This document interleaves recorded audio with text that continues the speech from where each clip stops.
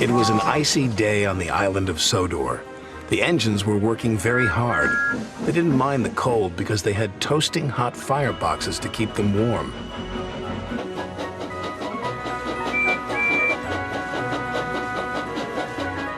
That evening, Sir Topham Hatt came to the sheds.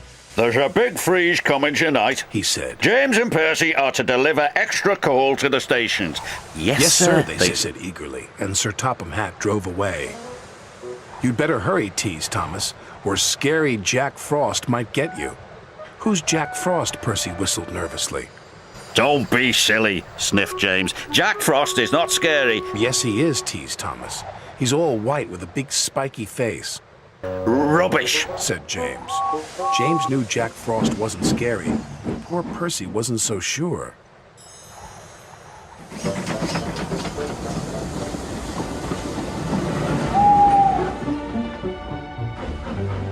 Percy shivered.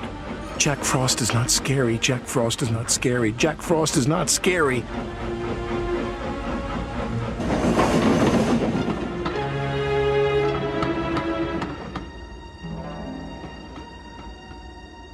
Meanwhile, James puffed along his route. "Silly Percy," he thought. "All steamed up over Jack Frost." Percy made his last delivery. The station master was very pleased to see him. "Oh, Percy," he cried, "we need twice as much coal to last through this freeze." "Don't worry," Percy said. "This is my last stop. You can have mine." So Percy's driver parked him in a siding with only a lantern for company. "Do you think scary Jack Frost will find me?" said Percy. "Jack Frost's not scary," chuckled his driver. "And don't worry, Elizabeth will bring you some more coal in the morning." And then his driver and fireman went home to bed. Late at night, the icy wind howled. It started to snow.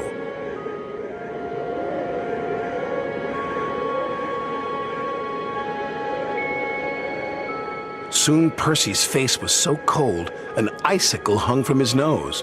"Oh, bother," Percy stuttered, but it didn't sound like Percy. It was so cold he could hardly make a sound.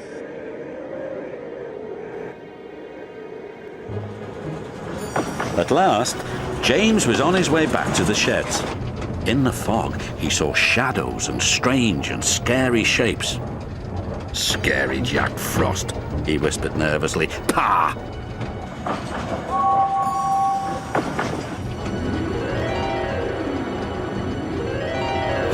"Hello, James?" muttered Percy icily. "Scary Jack Frost!" cried James. And he raced away as fast as his wheels could carry him. He didn't stop until he got back to the sheds. The next morning, Elizabeth brought plenty of coal. "Oh, my dear," Elizabeth chuffed to Percy. "It looks like Jack Frost really got you." The firelighter started Percy's fire. Soon his ice mask melted away.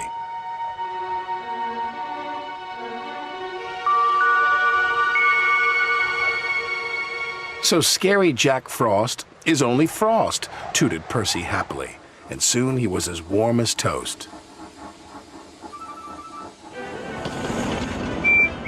When Percy arrived at the sheds, James was bragging to the other engines. "I saw scary Jack Frost last night," James huffed. "He even knows my name." "He also knows that you ran away," teased Percy, and all the engines whistled, including James. But Percy's was the loudest whistle of all.